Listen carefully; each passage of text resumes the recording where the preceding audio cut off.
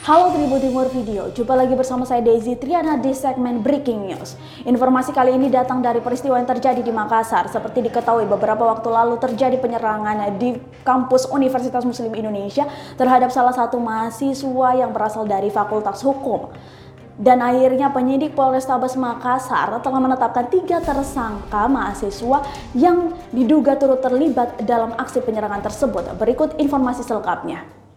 Penyidik Polrestabes Makassar tetapkan 3 mahasiswa sebagai tersangka kasus penyerangan mahasiswa Fakultas Hukum Universitas Muslim Indonesia di kampus tersebut.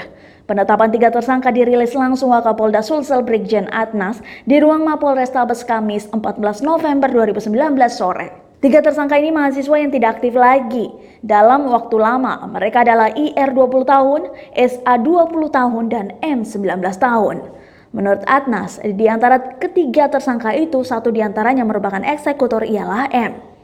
Penyidik Satreskrim Polrestabes tetapkan 3 tersangka ini berdasarkan hasil pemeriksaan terhadap 15 mahasiswa UMI. Sebelumnya, ketiga tersangka ini dibekuk pada tempat berbeda, seperti IR bersama SA di Makassar dan M di wilayah baru.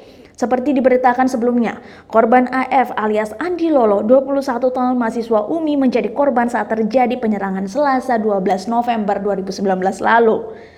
Pukul 17.30 waktu Indonesia Tengah, korban AF dan 7 rekannya diserang sekelompok orang yang mengenakan penutup wajah. Penyerangan itu terjadi di Cafe Bos, tepat di samping Fakultas Hukum Universitas Muslim Indonesia, saat AF dan ke-7 rekannya sedang nongkrong.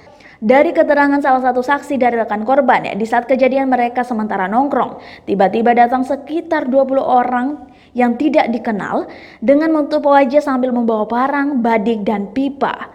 Kelompok yang datang mengenakan tutup wajah itu langsung menyerang korban dan rekannya yang berada di dalam Bos Cafe.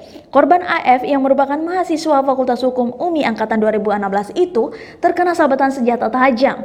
Korban sempat dirawat di Rumah Sakit Ibnu Sina depan Universitas Muslim Indonesia, namun meninggal dunia di rumah sakit.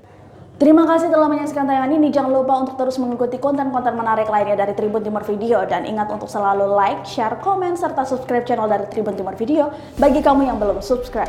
Saya Daisy Triana pamit undur diri dan sampai jumpa.